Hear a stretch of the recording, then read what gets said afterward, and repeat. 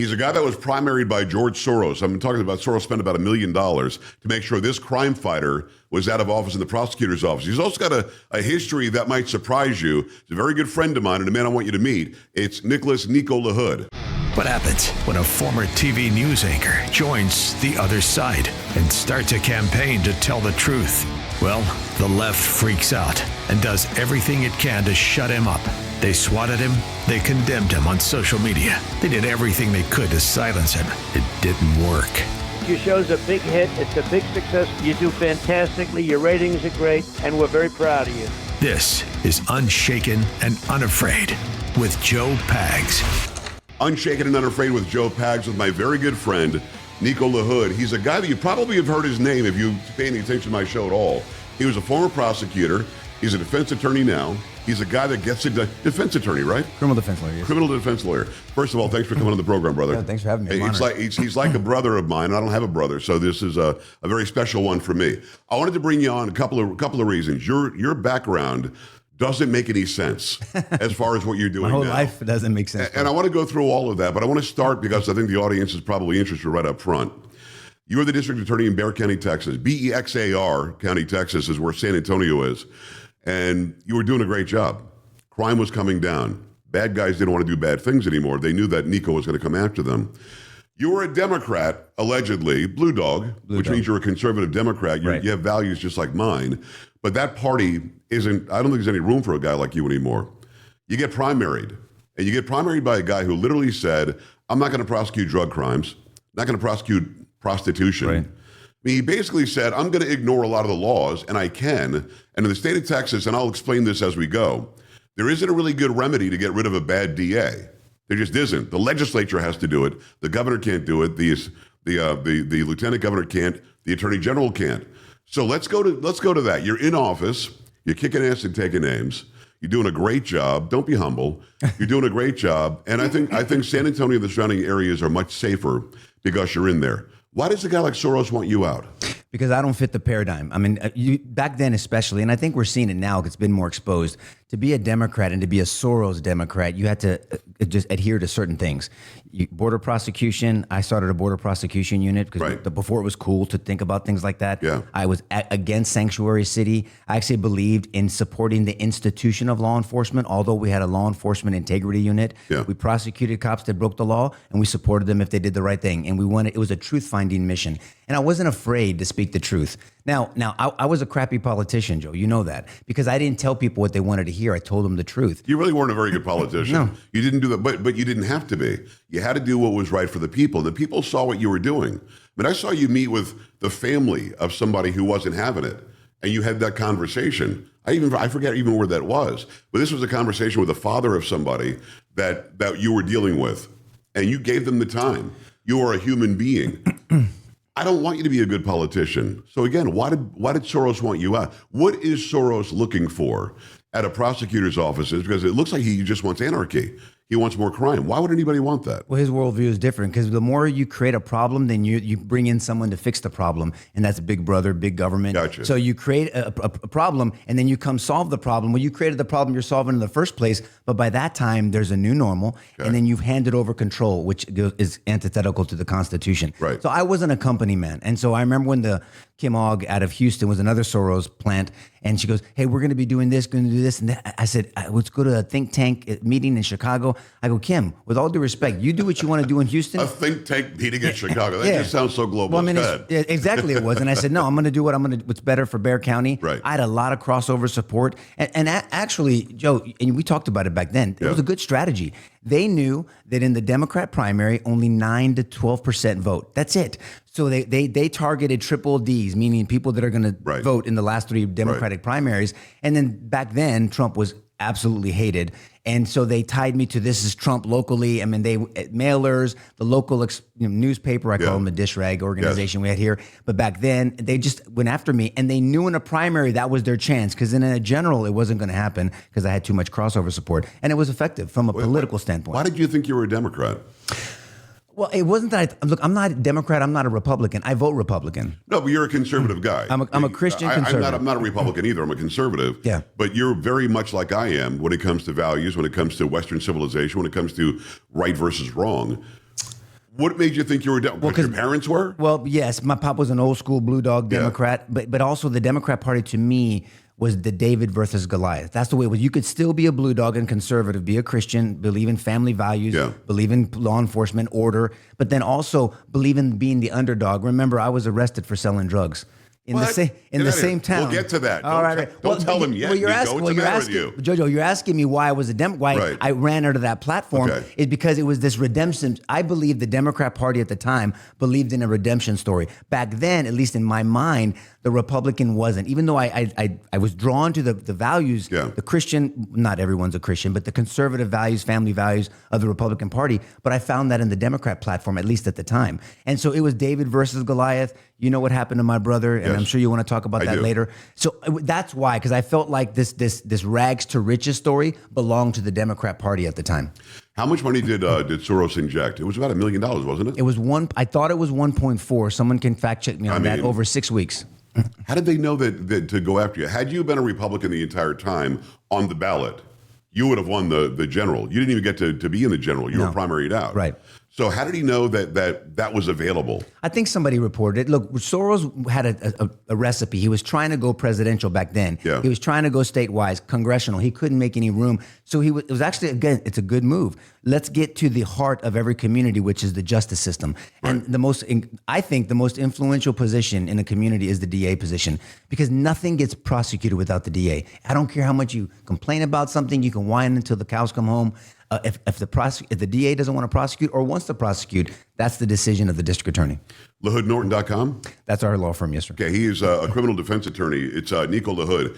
What's interesting about Nico is he already alluded to it. He did not always have this sort of vim and vigor to go after what's right and what's wrong. In fact, he did what's wrong for a while. So let's go back to before your brother, was killed. Okay. Who were you before he was killed, and what happened when he died? I mean, I was just a guy that wanted attention and wanted to do things and be the man. I never drank. I've never drank. I own bars, but I didn't drink. Right. I've actually, people don't believe me, but it's the truth. I've never done a drug in my life. You're not drunk right now? No, just with love on you. I'm infatuated with you, Drunk Joe. with love. That's what it is. Well, before Michael died, were you already on the wrong track? Yeah, so I got arrested for selling drugs 2 years before Mike passed away. I didn't know that. Yes, Okay. I was arrested in 94. Mike passed away in 1996, Okay. August Right. 15th of 96. And so I was arrested for selling drugs. I tell the story all the time, Joe, is my pop picked me up. Now, my pop was a well-known lawyer in this community. He was a mental health judge, part-time, been 20-something years in the Army, a lieutenant colonel. Was well-known, very respected in our community. And you imagine his son gets pinched for selling drugs. Yeah. And so it was, I remember he picked me up, me and my buddy, and he gave me the old school Lebanese silent treatment. And then he gets home, and I said, "That's the worst." Well, you've had I got the Italian silent treatment for my dad. They're distant cousins, so they know. And so he sits back, and I remember saying, "Pop, say something to me. Tell me you want me to change my name. You're embarrassed." And he sits back and he looks at me in his chair and he goes, "Why would you do this, son?" I go, "I don't know, Pop. I mean, I guess I wanted what you wanted now. It was just stupid. I wanted attention. I don't know." I go, "I'm sorry to embarrass your name." And he said this to me. He goes, "You don't embarrass me. You embarrass yourself." Now, it must have sucked being Mike LaHood at that time when your kid's arrested for selling drugs. He goes, "Make it up to yourself." He goes, "Remember this and don't ever forget this. It will take you years to build up a good reputation and 1 second to screw it up. Yeah. Make it up to yourself." Well, so I started making it up to myself, obviously, but he never made me feel like he was ashamed of me. And that's one thing that he didn't, I don't know if he overtly meant to do that, but my pop he was disappointed in me, but there's disappointment and there's shame. And he never made me feel like he was shameful of me. I was still his son. For me as a Christian, it's Luke 15, right? The prodigal son, where the son comes back and the daddy runs out to him. Right. Same thing. That's how I felt. And I don't think he meant that. Maybe he did, but that's what I gleaned from it as years went by. So you get pinched, as we say. Yeah, sorry. You get pinched. Your dad comes and gets you. Were you convicted? No, I'm deferred adjudication. Thank God. Judge. How old were you? Were you under 18? In 94, I was born in 72. I was 21, almost 22. But here's another twist to the story. Right. Judge Sid Harrell, who had been a district court judge here for years, for 20-something years, and he stepped down and retired. One of the last Republican judges we've had here, great in this community. And he's the one that swore me in as DA. So I get arrested in the town where I end up being district attorney and years later. And the judge that presided over my criminal case ended up swearing me in as DA. Oh, wow. So what did he say? He's just proud of you. He said, "Wait, I mean, you're." He didn't say it this way. But Kurt Goslin was my probation officer who ended up being a huge supporter of mine when I was DA. He goes, both of them said this collectively, that you're the reason why we have the system that has a redemptive side to it. Nice. Your redemption story is what people need to hear, and I think the voters in Bexar County, as you know, heard it. You bring up redemption. That brings me to a different tangent completely. It's Nico LaHood. Nico LaHood, LaHoodNorton.com. He's a great attorney. I would call you my best friend, but I don't have any other friends. I'll be honest with you. I'm his only friend. He's my only/best friend. Redemption is an interesting question because I don't think that our system is set up the correct way to afford redemption to people. I think you've got to get it for yourself. You've got to get it through your heart and your soul. But at the same time, if you don't feel there's an opportunity for redemption, then you're not going to go and get it. The rate of recidivism is nuts. 74 to 78%. It shouldn't happen. That's crazy. We're not fixing people when we have them incarcerated. So just off on a tangent for a second, how do we make people understand there's opportunity for redemption? And let me relate it this way. There's equal opportunity by law in this country for everybody. A lot of people in some neighborhoods don't realize that. They don't know there's equal opportunity. You can say there's equal opportunity, but if you don't, in your heart and soul, feel like you've got it, that it isn't available to you. So how do we make people understand there is redemption available? Well, the system inherently has it. When you have things like pretrial diversion, deferred adjudication, probation, community supervision, and not everybody needs to go to prison for non. Right. I made that distinction, right, on restorative justice piece. Right. It's been screwed up over the years, and restorative justice means don't prosecute anybody. But that's the modern restorative justice under the Soros model. Yeah. Restorative justice when I was in office was, okay, violent crimes and nonviolent crimes. Evil, stupidity. Yeah. Evil, we need to get out of our community. Stupidity, can we redirect them and help them become productive members with accountability? I mean, no one gets a freebie. Right. You don't have a chance. I didn't believe in second chances. Well, today there's no accountability. Well, that's my point. As you said, I mean, if you're just slapping them on the wrist or no cash bail, why would they stop doing it? Right. Right. Well, but then also it has to be a community issue. And to me, it's about family values. Okay. I mean, so if you don't believe, look, you tell a kid they're stupid. Proverbs 23:7 for me. Right. As a man thinks in his heart, so he is. Yeah. So you'll never live beyond what you believe. If you tell a kid you can't, they won't. If you tell a kid they can, they will. Okay. Because you build up the mind. The mind is very powerful. And Are we doing that in the system? When we No. lock somebody up, and let's say it's a violent crime, but they're not going to be in forever because it's not something to the level of murder or something like that.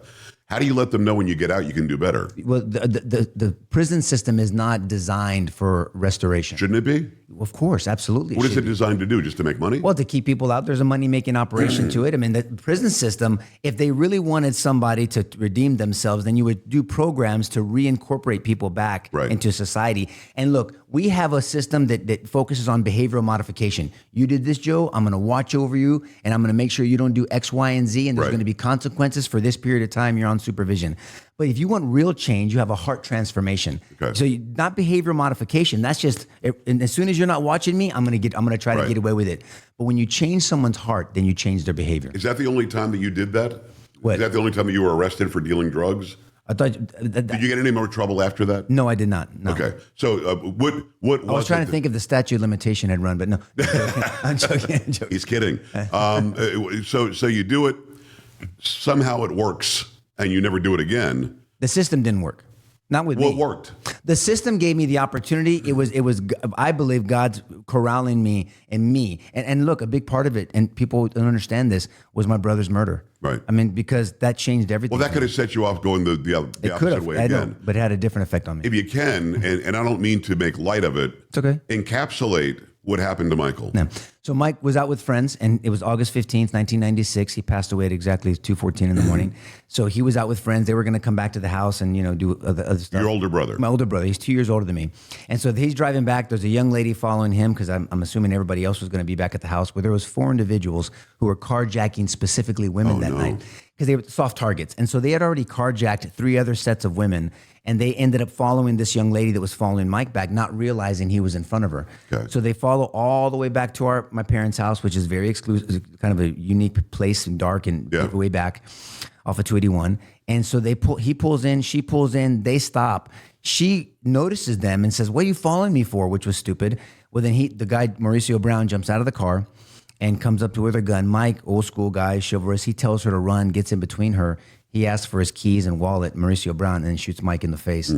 We walk out literally, Joe, minutes later. I mean, I tell the story. I remember hearing the The whole alarm. family was in the house? We were all in the house. My younger brother, myself, my aunt was staying with us at the time. She's the one, because she was staying in a room near the carport. She heard the shot. So she opens the door not realizing the alarm was on. And so I hear the alarm go off, that 30 seconds to turn it off. Right. And I just thought, Mike's here he used to live in a little place in the back. He would walk in, shut the alarm off. Exactly. And so, okay, he's back in to do something. He was out. He's hungry, and he's going to go back to the back apartment. Right. And then it wouldn't go off. And I was like, Mike, in my mind, you're going to wake Mom and Pop up. What the hell are you doing? And so finally, I opened the door to see what was going on, and I see my pop run by with a gun. Oh no! And I hear a female voice, and I don't remember who And it you was. didn't hear the gunshot then? No, I'm for my pop Gotcha. during testimony. He heard it, Yeah. Which breaks my heart because he heard the moment his son passed on. And so I grabbed one of my weapons and I just started running down the hallway, and I'm thinking to myself, what the hell happened? Mike shot himself in the foot? I mean, because Mike had applied for the concealed weapons. Right. Ironically, it comes in 2 weeks later, so he wasn't carrying that night. And so I get into the den, I go past it, I get to the carport, and I see this river of blood coming out from underneath Mike's car. I hear yelling. I can't see my mom and my aunt because they're behind with Mike on his face. I see my pop to the right where he's kind of beside himself, not knowing what to do because there's no one to shoot. And then I walk around the car, and I see Mike laying on his face, and my mom and my aunt over him, and my mom is just crying. I mean, I run inside, call 911. They said that they had already been on the way. And then I tell the rest of the narrative after that, where I hear my aunt say, Right. Mijo, he's gone. And then my mom just falling in my arms, and my pop walking away to cry by himself for the first time. And then me looking at his blood on our driveway, and then holding my mom going and looking up at Mike, my aunt, my pop, my little brother, and my mom's in my arms because she was just dead weight in my arms. And I remember thinking to myself, Joe, I said, my life will never be the same. August 15th, 1996, at 2:14 in the morning, changed the trajectory of my life forever. I just didn't know what it was going to look like. Would I be in prison? Would I be dead? Would I be miserable? Would I be quote unquote successful? Right. Where would I be? But I knew it wasn't going to be the same. It's Nico LaHood, and that's a true story from his brother dying. When I heard about that, you and I weren't connected until, was this guy put to death? There was 2 death penalties. Mauricio Brown was executed. And you went. I witnessed it. Yeah. And then Kenneth Foster was. Because again, you were a Democrat with a name in town. I'm a conservative with a name in town. I didn't have a name. My pop had some. Well, no, you had a name by the time you and I connected. Oh yeah. I was DA. Right. I was district attorney already. Right. No, you weren't district attorney yet. This is well before then. You became district attorney. Didn't you bust my afterwards. chops online, and then I called you? You said, I "Come on." I busted your chops because it was something about the death penalty. Yeah, it was about that chief that got shot. You would have been right. Remember exactly. Chief and but Summers? you weren't the DA yet. Yeah, I was. You became the DA when after we met. But We've been friends a long time. Yeah. And you were DA. Certainly. You were stalking me. But what I'm saying is, I remember that. I remember we got sideways because I was like 2 months into We office. disagreed on something. On a death penalty decision. And you picked up the phone and you called me. I said, I'll go on your show. And you Right. said, come on then. Well, And then yeah. I said, come no, on. it was one of the greatest conversations Yeah. I've had on the air. And we knew that we were going to be friends right off. Right. The reason I bring it up is I've known you a long time. Yes. And you're like I am. You're virile. You're strong. You stand up for your family. You'll fight back. Revenge has to hit your mind. Oh, yeah. When your brother is killed. And you and I tend to, Sam has witnessed this, my daughter Sam, my executive producer, if somebody wrongs me on the road, give them a hard time, give them a face, or what are you doing? It's just who we are. We react to take care of our own. How did you not do that immediately? Because that night, your plan probably wasn't going to kill somebody. Oh, yeah. Well, for years, I was stuck in a prism of unforgiveness. Right. I mean, I tell people when I talk in arenas, in different settings, I say I was a functioning angerholic, self-diagnosis, because I did not go get help because there was too much machismo to get any help. Right. And so I suffered by myself, locked from the inside in this cell of anger and unforgiveness. I was not a Christ follower. I was Catholic, but I did not have a relationship with Christ. I didn't understand the Christian worldview. And so I just lived in this, I got to succeed. I can't let this evil overtake me. And so my desire, my competitive nature not to want to lose to the fact that my brother was stolen from us drove me, but it also made me sick and made me miserable and made me not have a meaningful relationship. And so at some point I submitted to doing things a different way. And I just said, hey, let me give this Christian worldview that I think I was growing up in a shot. But I dove in very deep. So you were a Christian, but you weren't like practicing like you do now. I was a professing Catholic, but I was not saved. If I would have passed away, you would not, well, I don't know where you're going, but you would not see me in heaven. We're going to work on you, Joe. What? I'm just telling you. You see what I take from this guy? What? It's because I love you like a brother. So you get past that anger. You get past that I have to avenge my brother. Right. So how do you get past that knowing that somebody took something so dear away from you, your family, and everybody? Great question. Especially from your parents. Great question. Because I used to sit in front of my house for I would say I don't want to be hyperbolic, at least a couple of months with my gun, just challenging evil and the devil to come back. How quickly was the guy caught? Who did it? That night. Okay. That night, because an officer did his job. Good. Because an officer did his job and did a felony stop and waited and saw the description of the car and actually wanted to do something and make a difference and did some calculations. Okay, these people, here's the description. Where would they be going? What side of town do I think they're on? Yeah. And then he went to, just did a wonderful job. And so I'm eternally grateful to him. But you get to this point where I was challenging evil to come back. I'm like, I'm never going to win this. Think about a competitive person and you're never going to win this because every Christmas there's an empty chair. Right. Whenever my friends said, hey, Nico, I saw your brother, it used to piss me off because before I would say, which one? Yeah. Now I knew exactly which one. That used to drive me insane. When a friend of mine and I wasn't mad at them, I would just be inside. Obviously, yeah. And hey, my brothers came over last week and it used to drive me, everything pissed me off and it would just boil inside. When I got deeper into my faith eventually, finally after being stuck in that prison forever, I realized there's Romans 8:28 that God works all things out, not just the easy things, for the good of those who love him and are called according to his purpose. Right. So I needed a relationship with the Lord and I needed to be obedient to his calling. Those were the two things that I needed to work on when I really started realizing, I won't say what I thought in my mind. But Nico, you don't wake up one day and just have that. Oh, no, I was stuck in What was the process? misery. Look, here's the thing. God uses pain very effectively. Yeah. When the pain of staying the same exceeds the pain of changing, you change. So when you're stuck in this prison for 8 to 10 years of this unforgiveness and everything. Was it that long? Oh, Dad, I was miserable. Wow. I was miserable. I mean, I was 20, whatever.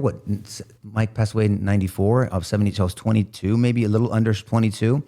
And then I didn't give my life to the Lord for 8 years, until 30 years old. Now, I succeeded. Yeah. I mean, I went to law school. Yeah. I graduated in the top 100% of my class because I just wanted to get out there and make money and kick ass in trial work. But I was one of the top 10% litigators. But I didn't have any meaningful relationships. And I had this idea that I love family, but I wasn't prepared to give to a family. Right. And so I love the idea of my kids, but I needed to get married first. And so I didn't have it together until I started doing things differently. It's Nico LaHood, Nico, Nico LaHood. Go to LaHoodNorton.com. That's his law firm. Former DA in Bexar County, Texas, Bexar. Don't say Bexar. That's kind of silly. It's Bear. It's where San Antonio is. So when you become a lawyer, you're a criminal defense attorney first. Yes. Then you run for DA. Correct. And then you become a criminal defense attorney again. Correct. So if you had to just nutshell it, what is the difference between going after the bad guy and potentially defending the bad guy? Great question. So with a prosecutor's oath is to ensure justice is done, not to go after the bad guys. What's justice? Okay. And so there's different levels. So you of don't justice. look at it as good versus bad. I know because I know there's a spiritual battle. Right. Good versus evil, Right. yes. But I don't go. I don't always go that deep on the level when I'm a DA. By the book, it's get justice. Well, I mean, yes, to ensure justice is done. Not just, I'm not going to wait for it to come to me. When I was DA and I used to tell the 200 lawyers and the 500 members in that firm, that law firm, because that's what it is essentially. Right. Do what's right, not what's easy. I had a little sign in my office. Do what's right. I'll always back you up. Is it ethical? Is it legal? For me, is it moral? And so there were times we dismissed the case when the defense attorney didn't even ask for it because it was the right thing to do. Wow. I mean, I'd tell, why aren't you asking for a dismissal? This is a crappy case. Right. And they don't do it because they don't want to piss anybody off. Your job is to push back on the system. I believe in this conflict, this healthy conflict between defense lawyers and the government. Right. Because a system should be set up that it doesn't matter if there's a Nico LaHood in there that understands redemption, that understands pain, understands evil, understands goodness. But what if I'm not there? The system needs to be set up to hold anybody in check. That's due process, right? Fundamental fair play. And so I looked at that as ensuring justice was done. As a criminal defense lawyer, I need to hold the government accountable. People think that justice is only, did the government point at the right person? Right. That's only part of it. That's one of 3 parts. There's 3 aspects to justice, Jojo. Number 1 is the government pointing at the right person. Yeah. Number 2, did they get there the right way? Because if we let them get there the wrong way against the guilty people, guess what they do for innocent people? You can get anybody They want. get there the wrong way. And then 3, is the result proportionate to the accusation? If somebody steals a car, should they go to prison for life? No, of course not. If somebody is convicted of sexually sodomizing a 5-year-old, should they get probation? No, right? That's metered justice. It's a biblical principle, right? Yeah. And so that's how I look. I think there's a need for both of them. And people say, how can you defend someone that's guilty? Well, I worship a Savior that not only defended, but died for someone who was guilty. Right. So it's not about the person sometimes. It's about holding the government accountable to make sure that government, which our founding fathers were afraid of, doesn't get too big, because if we let that government get too big and let them cut corners and nobody checks their homework, well, then we're all in trouble. I interviewed Alan Dershowitz the other day, and we talked a lot about the Constitution. We talked a lot about guilty versus innocent. We talked about O.J. Simpson, who he said he would never be a friend of, but he feels good about the not guilty verdict because this, and this, although the rest of us know that he probably did it. I think he did. Right, but having said that, had O.J. come to you, would you have defended him? Yes. Explain that. There's very few cases that I don't take, and it's sexual assault against children. If I really believe, or some type of child pornography, things of that nature.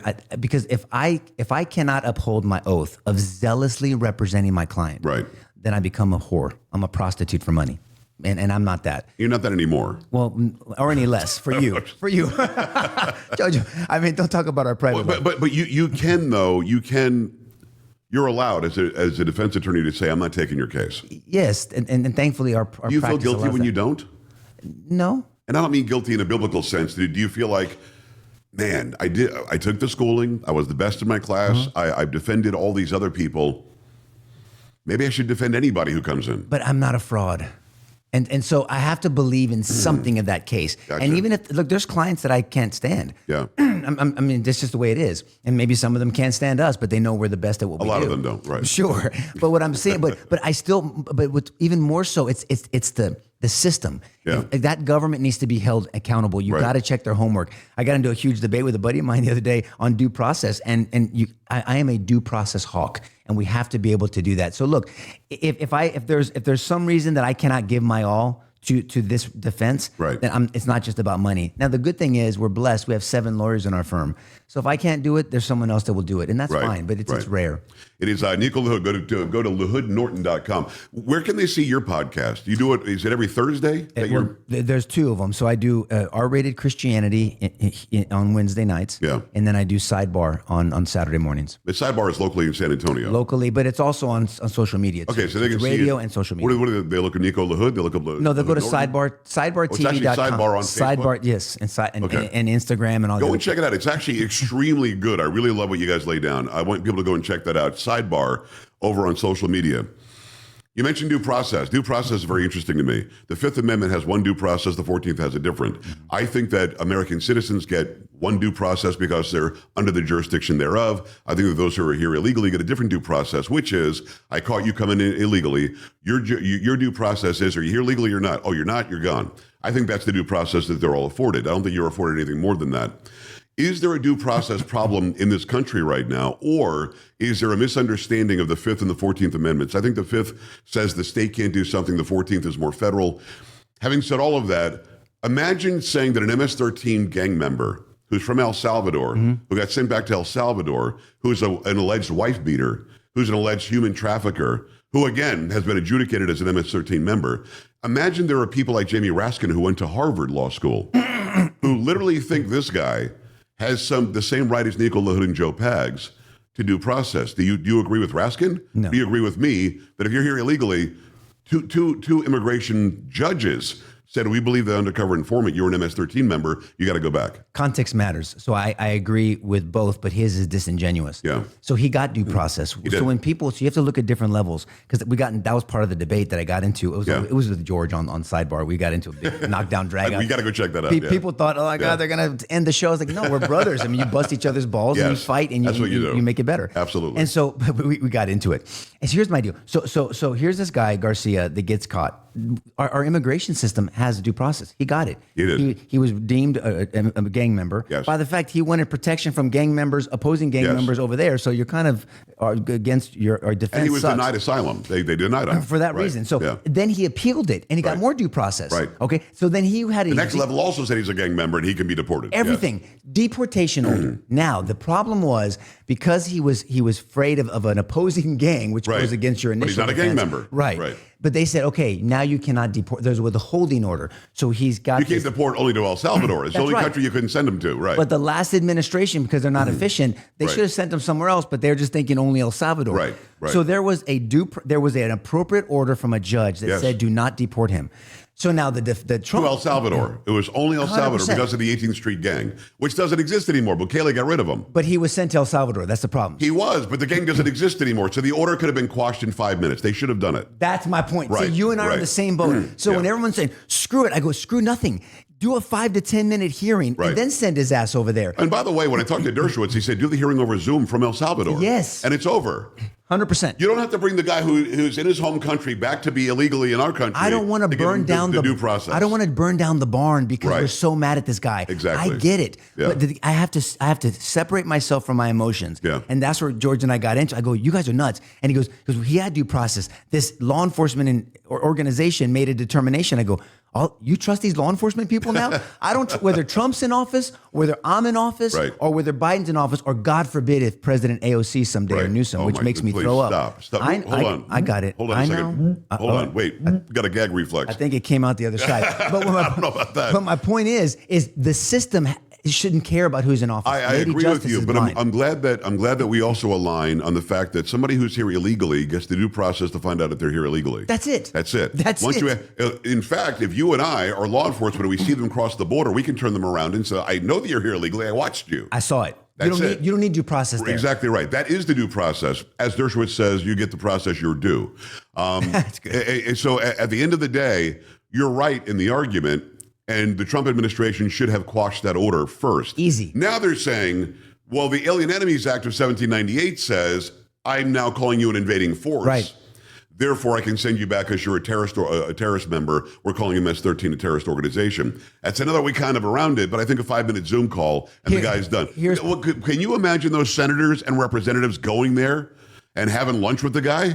That's ridiculous. We've got to look out for Kilmar as if he's a buddy. Come on, dude. The Aliens Enemies Act, and we got into another part of the argument. Right. Anytime you have a law that's still good law but hasn't been used in over 100 and something years. But it's been challenged. It's novelty, right? It's novel under this circumstance. Invading versus invaded. Here's the example I give. If you and I are at home, we're having a good time, and we see 10 people trying to burglarize our home. Yes. Your daughter's there, my daughter, my children are there, my wife. You and I are pulling out weapons and pop, pop, pop. We're Right. going to defend ourselves because they're invading. Yes. Now, if you and I were outside in the back and then we go back inside and then they had already invaded, we're going to act differently. We're not going to go in there and start shooting up the house because No. our kids are still in there. Right. Our loved ones are still in there. Right. We're not being they're not invading us anymore. They've already invaded. Right. And so I just think we need to be cautious. Any tactical person will tell you the same thing. When you have a hostage situation, my concern is when we do this, I just want to make sure that we got the right people in that net. That's it. And that's the very minimal due process that you get. Right. And so as the debate went on, he goes, I have paperwork that can prove, and I'm not trying to make George look bad. I love him. He's Very brilliant. smart dude, yeah. He's Yeah. brilliant. Yeah, he's you know great. that. Yeah. But he goes, I have paperwork that can prove that I'm a citizen. And how are you going to prove it if you don't get a hearing? It's just a 5-minute hearing. Right. Here's my birth certificate. Here's my this. Here's that. And here's one witness says like I gave birth. Nico, to I don't think this administration knew that he had that non-removal order for El Salvador. I think agree. they put him on the same plane, got rid of him because he is an MS-13 member. That's adjudicated. He is.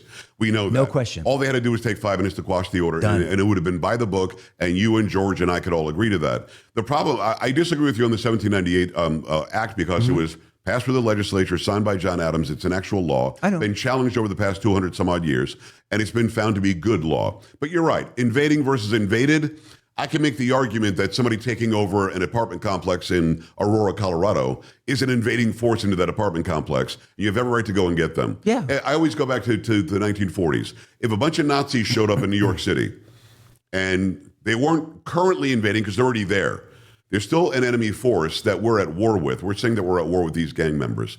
So I think that invaded and invading can be looked at as the same thing in that sense. And I don't want to debate you on that any longer because Sure. I want to know more about your story. But just to put a fine point on it, 100%, you're right. They should have quashed the order. Yeah. But Dersh is also right saying you can do it over Zoom. The guy doesn't have to come back here to do it. I'm not disagreeing These with idiots that. in Washington want him to come back. But think about old laws. He doesn't deserve to come back here. He has no right to come back here. And Professor Dershowitz can argue this better than I. There's a harm analysis too. Yeah. You can get something overturned, and then a higher court can say, "Hey, that was wrong that happened." Right. But under a harm analysis, what really Right. happened? Right. I just want things done right. Right. There are still laws on the books that say you can death penalty for like horse theft theory. Right. Now Right. it's still a good law. but it's not practical. Oh, no, that would have to be challenged, I would think. No, I get it. brother. You know my point. It is Nico LaHood. Go to LaHoodNorton.com. Go check out Sidebar over on all the social media. You're on TikTok. You're on Instagram. You guys are all over the place. And we need more followers for them because it's really, really a very good, very well done show. And you're going to see this sort of lively debate as well. So you're the DA.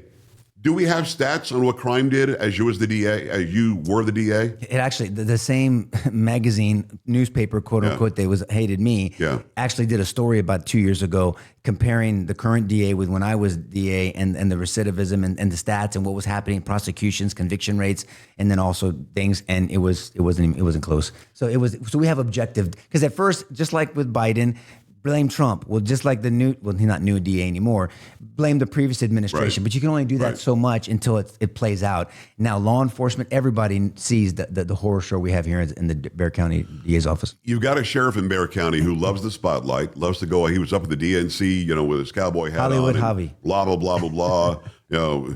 F around and find out if you come to. At the end of the day, he's horrible. You might like the guy. He seems like a nice enough guy, an affable enough guy. Maybe he can be an actor. But being a guy who's the sheriff of this immense county doesn't make any sense to me. But people keep on reelecting him. Somebody asked him, why is crime up 30%?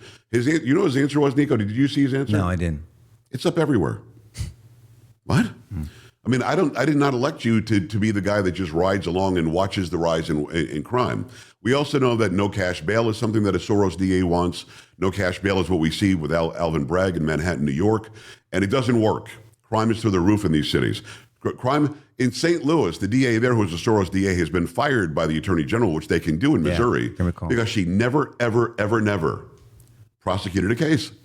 She said, I don't think I should. I don't feel good about the laws in that one. Just didn't do it, so he was able to remove. So let's go back to Texas. You can't do anything to a bad DA. You got a bad DA in Hayes County, in Austin area. No, it's not Hayes. Hayes is San Marcos. Travis, you mean? Travis County, exactly right. We've got a bad DA here in Bexar County. Got a bad DA in Houston. In Harris County. You got bad DAs in all these big blue enclaves. Yeah. They're horrible DAs. And in this state, you need the legislature to actually do like some sort of a movement to try to get rid of a DA. The governor can't do it. The lieutenant governor can't do it. The attorney general can't do it. Should we change that? Shouldn't we have the ability to have oversight at a level that isn't political? They changed the law 2 years ago to say that if you if you have a categorical decline of prosecuting cases, they can remove you as DA, and then all of a sudden you started prosecuting under a Graham cases. A little bit here, a little bit over there. So there was a shift, and here's my deal. So again, be careful the world you help create, because someday you may have to live in it. I'm very cautious on governmental recalls. I want the people to speak. I don't mind a recall vote. I'm very careful when some other governmental person or government agency takes away the power of the people. If an area is ridiculous or foolish enough to keep voting in stupidity, well, then you get what you voted in and don't bitch about it later on. And so I'm just saying I'm very careful when government gets even bigger. Now, we can have checks and balances. I like recall votes. I think that's fair because you hear from the people. I am a dead fast of the people, by the people, for the people dude. I agree with you, but sometimes people are stupid. I understand. And the simple case is slavery. The slave states, all the people still wanted it. I agree. The majority wanted slavery. You and I know it was wrong. And at some point, Abraham Lincoln, I think when he was debating Douglas, he looked at him and said, yeah, I believe in states' rights, but morality has to play a role. If the state says you can kill people, I'm against that. The state says you can rape children, I'm against that. State says you can have slavery, I'm against that. So I agree with you that it's of, by, and for the people, until the people are stupid. But then what do you do if there's the opposite side in charge and they can remove a conservative DA? That's all I'm saying. No. That's my point. And that will happen. I understand that. But I think we have to do a better job to make sure that we don't have some Soros progressive Marxist lunatic who has that ability to have that. And you're right, it can happen. Yeah. But you'll notice nobody was ever able to institute slavery, although many wanted it. They didn't because they knew that they couldn't get it done. No matter how nuts they were, they couldn't enslave people again, thank God. So at some point, we have to have a check and balance that Dianne Feinstein doesn't die in office. We just had a guy last week die in the House of Representatives. We have people that are elected because they've got an I next to their name that makes it more attractive. They're elected because people have apathy and they'll go and vote. You've got to have a system, I would think, of oversight. Even Congress's oversight in the Senate and in the House on what the DOJ is doing. So I'm with you. that we elected them, but sometimes we make really bad mistakes. What's the answer? I mean, so what's the answer? And the answer is if you don't want prostitution, you don't want drug dealers to be prosecuted. If you want to just turn a blind eye to anything you feel like turning a blind eye to, there has to be a recourse. Well, yeah, and that's where they changed the law. If you refuse to categorically prosecute a crime, now you have a lot of discretion, pretrial diversion, deferred adjudication, Right. whatever. But if you just categorically are not going to prosecute cases, then you can be removed. That's legitimate because you're going legally. By whom? Well, by a system, you have a court, you have a hearing, you go before either a 3-panel judge or a judge, a district But I think court the legislature has to start that process. And That's they my did. problem. They did. We elected an attorney general who you were to Bexar County. He's to the whole state. He has no purview over the people that literally look like they would be working for him. Like if he called the DA in Bexar County, if Ken Paxton called the DA could hang up on him. Oh, yeah. When he shouldn't be able to. He should have to at least listen to him. And they changed the law, so that changed. That's why the current DA started prosecuting low-level drug cases. Gotcha. Because the law changed, and he knew he was in trouble. So he goes, "We're not categorically not going to prosecute Right. these. It's going to be selective." And then he started prosecuting more cases. It's Nico LaHood. Go to LaHoodNorton.com. He's a great friend of mine, has been for a long time. I feel like I've known you forever. I'm stunned that you were the DA when we met. I guess you probably were. I feel like you weren't. I thought it was. You probably were, because I think there was a case where I was upset that you weren't going for the death penalty. Yeah, it was the chief of a smaller county community, and it was an 18-year-old kid that had no priors, Right. and I'm 2 months in office, and I knew stuff, and we talked on the phone because we were busting my chops online. I responded to you, Right. and then you said, "Come on the show." Okay, then you and I spoke for like 15 minutes before the show, Right. and he's like, "What do we disagree on?" I go, "Nothing." He's like, "We're Right. going to be great," and we knew we were going to be great friends Yeah. then. Well, what happened now? It's public knowledge. He had mental health issues. Right. Legally we couldn't seek the death penalty. I wasn't going to play the political game. Yeah. Remember, I'm a crappy politician, and so I was doing what's right, not what's Right. easy. So I was doing what I wanted the rest of the prosecutors to do. It ended up figuring out, and I spoke with the family. I met with them privately. They're big supporters of mine. They understood, even though they didn't like it, but they understood that they were going to be drawn through this long process and not still get what they wanted. Yeah. And so that's what happened. And then we ended up becoming. We did, and I appreciate that. You mentioned that when Michael died, that the police work was excellent. They found him that night. They got the bad guys. The bad guys have paid. We're not in that place right now. We still have, just a few days ago, the commemoration of George Floyd happened, and still people are treating police like crap. Still, police sometimes don't act the right way. Where are we today compared to when that happened to your family? Police are looked down upon. They're spit upon or spat upon. You've got people that are getting pulled over, won't even roll the window down. They won't get out of the car. They don't comply at all. And I don't think that there should be a police state where they have the control of us. Right. But if you're speeding, act like a normal human being when you're dealing with the guy outside the window. Well, where are we with policing in this country?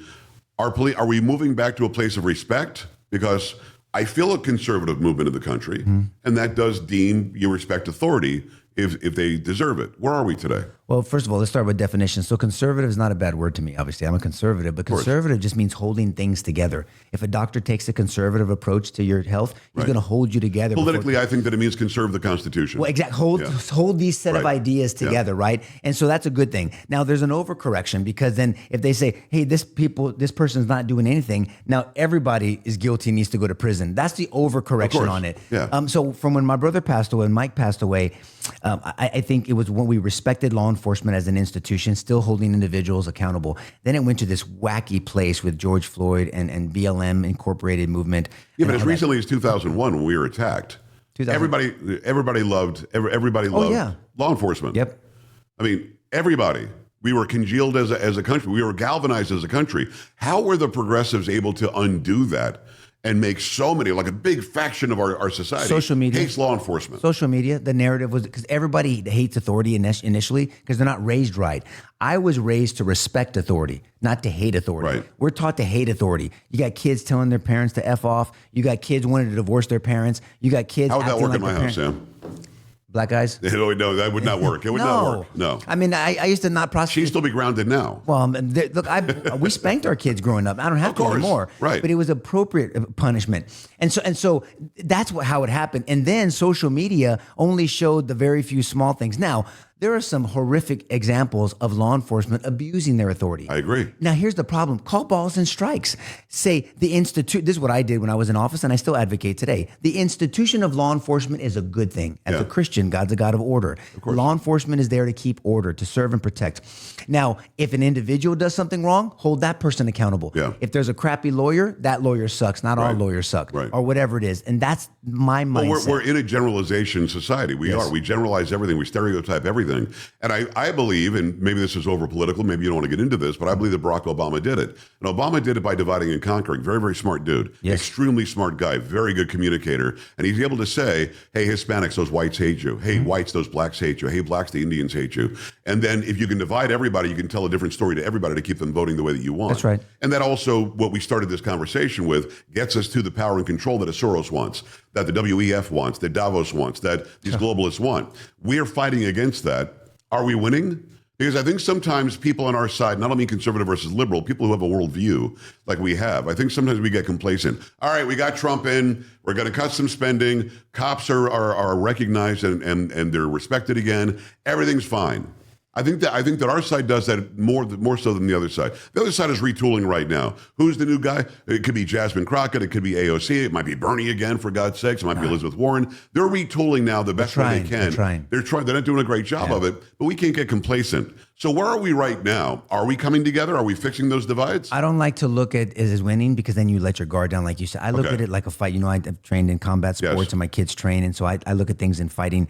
So there's momentum. I think the momentum is on our side. Yeah. But if we got to go all the way to the end of the round. Got to do something with it. And so if we don't continue, you can lose a fight. Look at Meldrick Taylor and Julio Cesar Chavez for those boxing fans out there. He was winning the whole fight. He was going to be the champion. Julio Cesar Chavez's first loss, and then Richard Steele stops the fight with literally 2 seconds left because he got knocked down with 10 seconds left, and he was out. But he said, the fight's not over yet. Boom, you lost with 2 seconds left and changed history forever and changed Meldrick Taylor's career forever. And so I look at this as momentum. We're in a good momentum, but we can't let our guard down, and we need to bring people in. What irritates the crap out of me about some conservatives or Republicans is when somebody transfers over, comes over that used to be a whatever, you're not conservative enough, or you're a rhino, or you're this. And it's like, you guys are just, right-wing idiots irritate me as much as the left. They're just not as dangerous. They're just not as dangerous because the ideas aren't the same. Well, I think people forgot about the tent. The Reagan had the tent. Everybody's welcome. Well, Trump has opened up a tent. Look, Hispanics, 50% males. Black votes are up. Everybody he owned the border cities this time, the districts. It was crazy. Look what happened. I mean, 95% reduction in border.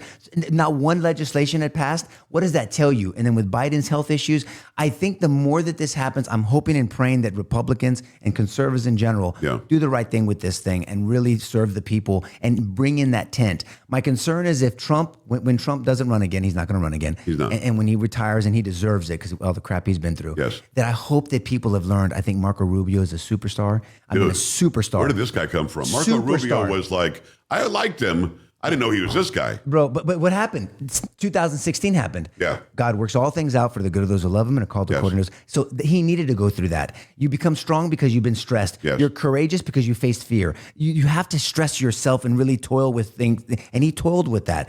Marco Rubio, and I'm going to say this, and I've said this on the show, I think J.D. Vance is excellent. Yeah. Marco Rubio is exceptional.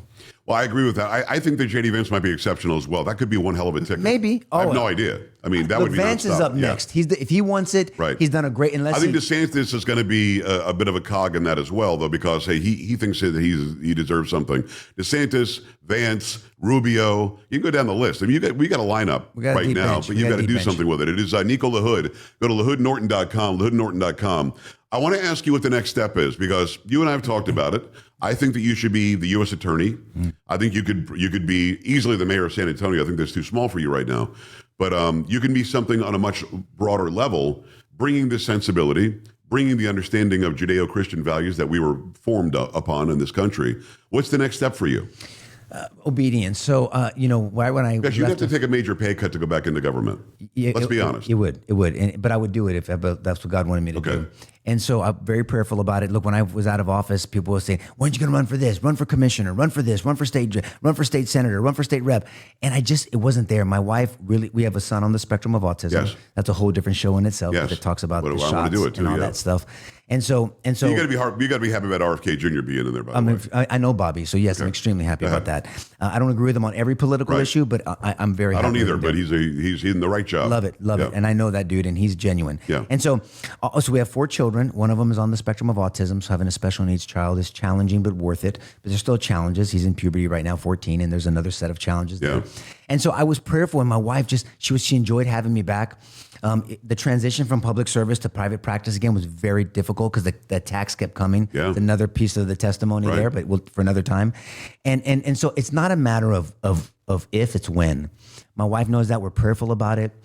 And I'm in a space where I can still speak publicly, so I can hopefully at least teach people to critically think, spar with ideas in your mind, make sure that you know what you believe and why you believe it, and then try to change somebody else's mind. Don't keep it to yourself. You don't be a closet, whatever. Yeah. And so, but it's a matter of when, not if. And I don't know when that is. I mean, hopefully I'll have an opportunity to serve in a bigger role as God sees it, but I don't want to do it at the expense of my family. So my children are young. Some of them, we have 16, 14, 12, and 9.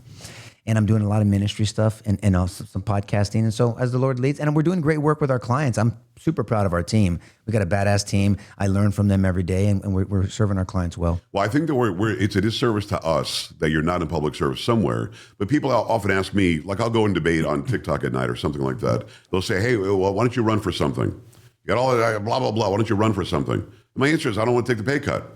I think that I'm more effective in what I do now. I think that you are unbelievably effective as a public servant. I'd love to see you as the U.S. Attorney. Pam.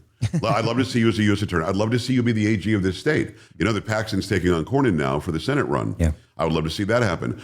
How does the job, I've got a relationship with Christ, but I think that you feel it more readily than I do. And what I mean by that is you do take direct direction. Like I'll get a feeling and I'll try something and I'll do this and I'll do that, probably being led by the Lord, but I don't feel it like you do. I think that you're on a different level, and it's a compliment. I'm not saying that anything negative. So how do you know that? How would you know it if it is DA? How would you know if it is the Attorney General? How would you know if it's the governor? How would you know if it's a U.S. Senator? How do you know which job is the job? Do your feelings are discernment, that's spiritual common sense, and that's one thing, but your feelings can fail you, right? Right. And so God talks to me through situations, because I'm a doer, you're a doer. Yeah. Doers are so busy doing, sometimes they don't pause to listen. True. And so the Lord has gotten me and yanked me a couple of times, said, okay, I'm going to set you down. When I had a health scare, when I did all these kind of things, there's more things to the journey as you know it, but the audience at some point maybe will know it. Right. But so it's circumstantial and really praying with my wife. My wife, I ran for DA because Davi, my wife, Davi, that we call her Davi. Yes. And I married up. You know that. She's wonderful. Yeah, she's amazing. Because she gave me the green light, and she didn't realize she gave me the green light. So I was back and forth because when I ran the first time, it was unsuccessful against the town wasn't ready for a former quote unquote drug dealer with tattoos to be DA. So, but I barely lost the first time. I thought, okay, I was obedient, not meant to happen. I'm back to private practice. Let's go. And then it's like, you got to run again. I was like, oh crap, I don't want to do this again. Are you sure? So I was back and forth. And one time my buddy George said, hey, Nico, the Lord will speak through your wife. You talk to her about it. I go, Chula, it's a term of endearment in Spanish. Chula, what do you think about running? What do you feel? What do you believe the Lord has put in your heart? Do you feel anything? And at first she goes, oh, I think you'll do fine, Chulo. I mean, I was like, well, shit, that wasn't anything worth shaking. I was like, what? Okay. And so then I walked away and back. I'd leave the house someday. I'm doing it. Okay. I come back home. What the F is wrong with you? Why didn't you tell me no? I mean, so then this one day I come home and Michael on the spectrum, he stems. He verbally stems and physically stems. So we don't have a quiet home because Michael's always stemming. Yeah. And he's loud, but it's a peaceful home. Always been a peaceful home, even when I was in the heat of political battles. And one day I said, Chula, do you have what do you really think? I really need to know something because I have to, crap or get off the pot. And then I remember as quiet as this studio is right now. And Michael was stemming because I heard him just seconds ago. And she looked at me and said, Chula, I know your heart. I know why you're going to run. And I know and she said it this way, I know what you would do for the people. I can see you as the DA. Wow. That was it. I never turned back. I get chills saying it again. I never turned back. And there were times where our staff was like, what are we doing? What are we going to do? I go, I don't know. I'm just supposed to do this. It's going to work out. Here's our plan. Right. And I just never lost focus. And so I'll have that moment again at the right time, and the Lord will shut doors. I pray to shut doors, open doors, put the right person in my situation, figure it out gently. Don't yank me again. I'm obedient, and he'll do it. It is Nico LaHood. Go to LaHoodNorton.com. Go check out Sidebar on all the social media. Great friend of mine, former DA of Bexar County, Texas. I think there's going to be a future in public service. I pray anyway, as much as I'm proud of your success and as much as if I had a need, and I won't, for a defense attorney, you'd be the guy. I would rather see you out there because I think that you do way more for the people as in aggregate than that. Well, you're doing the same amount for whoever you're defending, but the people I think are missing the benefit of having you in that fray. And I think a fighter in that fray is needed. I think many times that it's time for a fight, verbal fight, political fight, constitutional fight. I think that we give in too much. And by we, I mean people that are like-minded like us. And you don't. And I need you to fight that fight for me. I'm doing the best I can on the airwaves and on social media, but we need you actually in the fray to say what you said earlier, which actually is going to anger some people that are on my side, that are on the conservative, whatever that is, the conservative side, that you said we've got to make sure the process is right for everybody, because if we get what we want today, they can take it away tomorrow. That's right. And to really reiterate that, and one last thing I'll put out there, maybe get your opinion on this. The president has done hundreds of executive orders, most of them by the law that should be on the books that isn't. He can do executive orders, but they're not going to codify it in law. The House of Representatives that day should make legislation. The Senate should pass it that day. He should sign it that day, which does mean that it takes care of us no matter who comes into office next time. So what are your thoughts about the lack of codification, the lack of supporting what it is that's happening in the executive? And what do you think of this whole battle between the executive and the judicial branch right now? I think it's healthy if it doesn't go off the rails. Okay. And so, obviously, if people said this, everyone's tired of hearing it. That obviously the president got a mandate, and the House and the Senate need to understand that. But that's the refining. There's a proverb. It says, "Wisdom is found in the council of many." Are they afraid to act, or are they against them quietly? I think there are some that are against him. I think they're afraid not to act because they know that he has a mandate, and his popularity, I mean, current polls are very good for him. Very good. And people are seeing the truth as it plays out. But I like a little healthy. Like even when you and I disagree on things, it's healthy because it either makes me go, huh, or it makes you go, huh, or me and George or whatever it is. That is healthy. And the government is set up that way. I don't understand that if we disagree, you have to hate. If you disagree, you're against me. No, it's not an all. I agree with where the direction you're going. Right. And so I love the tension. I do. I just don't want it to be derailed. That's my concern. The Constitution was put together where the legislature was made first, Article 1. Article 2 is the executive. Article 3 is the judicial. I can make the argument that the legislative is the most important because it makes the laws. I agree. The executive, he's the CEO of the executive branch. Whether you like it or not, he is. He has every right to do what he's doing in the executive branch. He's getting pushback from the judicial, and the only court that's mentioned in the Constitution, as you know very well, is the Supreme Court. Right.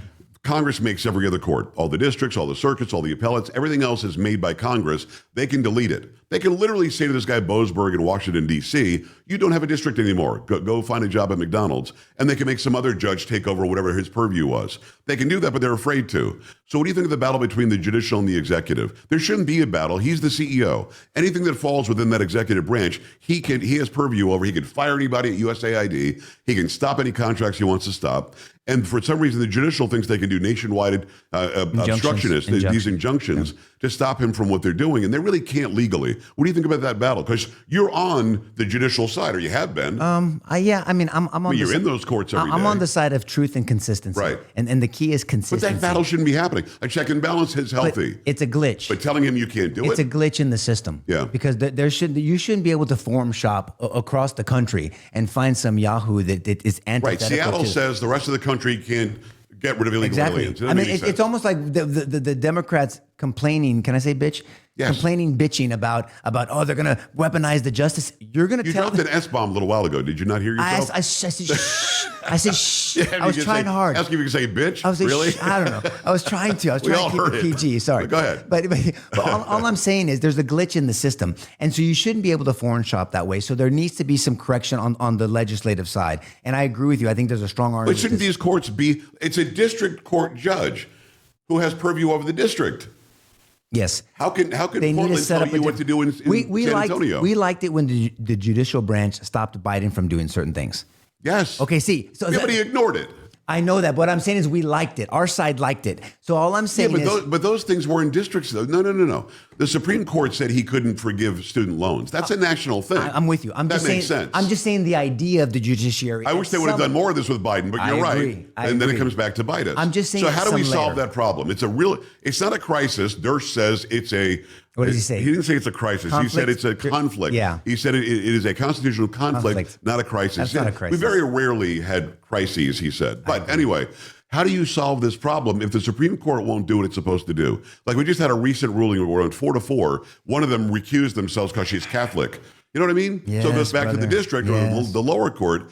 We're not solving anything. Man, you open up another can of worms. I think that the Supreme Court has been politicized, and they're afraid. You think? And they're afraid. I mean, Kavanaugh. Look, they're human beings. One can't tell you what a woman is. And then Biden didn't protect them. See, because he was protecting his side. But now, if it changed, if Sotomayor or Kagan or somebody was threatened the way Kavanaugh was, or some of these other Gorsuch, you come here with Schumer, that guy's a fraud. And so it would be completely different. This is why I'm on principles. I want principles to set up a system that it doesn't matter who's in charge, will preserve and protect the people. I'm concerned about American citizens protected against a government out of control, regardless who's in charge. We all have personal biases, Nico. You know that. Yes, of course. And that's always going to be part of the game. But when they overtake your ability to do the job that we've hired you to do, that we pay you to do, something's got to give. So what gives? Solve the problem for me. You have the button. How do you solve the problem between the executive and the judicial? I don't want to burn down the barn. I want to remodel it. Okay. That's my deal. And you remodel it by changing the laws, by saying that and we've talked about this before. So the legislature has to act. It has to act, because then you're going to get caught up in appellate work forever, and then the president cannot do anything. And they could literally write a law today that says you only have purview over your district. Or you can't make a nationwide injunction. Or period. set up a 3-judge panel. Or do anything, or just and say, those 3 judges might have biases. Well, maybe, but then what? And then have an expedited appellate process. Okay. And then what do you do if we don't have a conservative Supreme Court? I say that with air quotes. What do you do? What if there was a bunch of Sotomayores? It doesn't matter if we get up to the Supreme Court, we're screwed. Right. So that's why elections have consequences. And what I would like to see, different conversation. I would like Thomas and Alito to prayerfully consider stepping down during Trump, so he can appoint 2 more conservatives. I would. That's me as a strategist. I like that. I'd rather see Robertson and Comey Barrett step down. I agree, brother. But you think they're going to? I'm just being honest. Thomas and Alito are like saving the entire country now. I know, but how old are they? Well, they're up there. All right, and then we lost. But you're young and ineffective. What's the difference with ages? I can't believe that I'm not hearing your lisp anymore. No, all I'm saying on this, I agree. I would love Roberts and Barrett to go. I mean, Barrett has been a huge disappointment, but I think she's a textualist, which there's she a lot of things going on with Barrett. I mean, she's adopted children from other countries, so ethnicity issues, dare I say, race issues are in her mind. She's fearful. None of that changes the verbiage of the Constitution. No, brother, I'm with you. I'm just a pragmatic. I'm trying to analyze the problem. Right. I'm not giving her an excuse. I would love Roberts and Barrett to go. I agree with you 100%. But if they're not going anywhere, I'm saying strategically, if you could guarantee that President Vance is going to be the next president, roll the dice, man. Yeah, you can't guarantee that. Good. Yeah. Of course you can't. Yeah. And so I'm just thinking, man, Trump is doing amazing. I think he's doing an amazing job. I believe he's got God's hand on him. I do. I think you see what we've seen in the last 4 years. It's biblical proportions, in my humble opinion. Yeah. And I think he's doing wonderful. Yeah. Look, I mean, there's times he irritates me at times. I get it, right? I mean, you irritate the hell out of me. But you do. But all I'm saying, he's doing a wonderful job, and I'm praying for him. I pray for him daily. I pray for this country. I pray for the Democrats, believe it or not. I pray for all leadership, because I want this country to survive. Psalm 33 says this: blessed is the nation whose God is the Lord. We have a Judeo-Christian ethic. Doesn't mean you have to be a Christian, but to honor the set of ideas that undergirded this Constitution and this Declaration of Independence and our country. And I can debate that with anybody. It's an abundance of riches of evidence. And we've gotten so far away from that, and you wonder why we were going down in hell in a handbasket for a while. So let's see what happens over the next 3 years. Well, hopefully it works out way before 3 years, because we need the courts to do the right thing.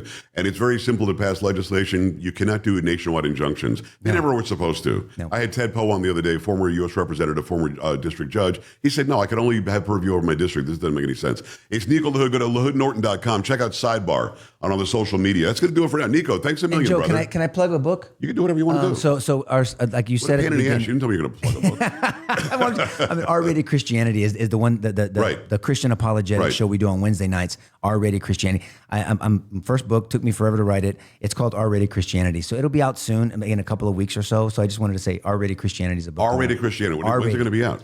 Hopefully in about 3 weeks, it should be out. All right, go and get it. Now, when you check out Sidebar, when you check out his podcast, man curses like a maniac. Only on the after show. And I listen. I do in real life as well, but I mean on Yes, here, you do. I've been 36 years in broadcasting, if you can believe that. Right. And I'm only 38. But I've never cursed into a microphone on purpose. I did once. I said the S word once when it was 1990. But it was different when you started. I mean, think about back then. I mean, and now a lot of podcasting, anything goes.